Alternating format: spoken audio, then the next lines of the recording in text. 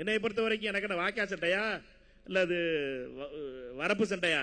நம்ம திமுக மாவட்ட செயலாளர் தளபதிட்ட அல்லது அனிதா ராதாகிருஷ்ணன்ட்ட அல்லது RS பாரதிட்ட அல்லது இளங்கோவட்ட அவங்க எப்ப காங்கிரஸ் அடிச்சாங்களோ திருப்பி அடிப்பேன். யார் அடிச்சாலும் சரி, அது காங்கிரஸ் அடிச்சு வேற யாரு பேரை எதுவுமே சொல்ல மாட்டேன். நான் வேற யாரையும் எதுவுமே சொல்ல மாட்டேன். காங்கிரஸ் கட்சியை அடிச்சினா பேசாம விட்டீங்கன்னா நான் பாட்டுக்கு எங்காட்டு வேலை பார்த்து நாங்க பாட்டு கிராம கமிட்டி வேலையை பார்த்துக்கிட்டு இருப்போம்.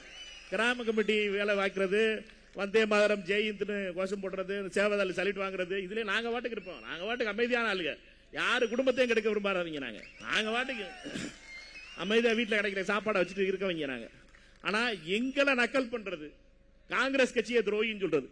நான் எப்ப இன்றைய எதிர்கட்சி தலைவரை சொன்னேன், எப்ப அவர் இளைஞர் காங்கிரஸ் கூட்டத்தில், இளைஞரணியுடைய கூட்டத்தில் ராகுல் காந்தி ஒளிகன் கோஷம் போட வச்சாரோ, எப்ப காங்கிரஸ் கட்சி துரோகின்னு சொன்னாரோ அப்பதான் இன்றைய எதிர்கட்சி தலைவரை பத்தி பேசணும். அது வரைக்கும் நான் பேசவே இல்லையே.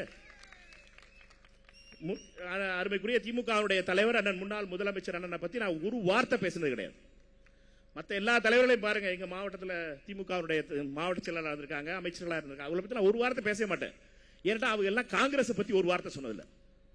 காங்கிரஸ் தொட்டினா திருப்பி அடிப்போம். அது யாரா இருந்தாலும் சரி, அது திமுகவா இருந்தாலும் சரி, அதிமுகவா இருந்தாலும் சரி, அது பிஜேபியா இருந்தாலும் சரி, இந்த நேற்று வந்த கட்சியில் இந்த பாமகவா இருந்தாலும் சரி.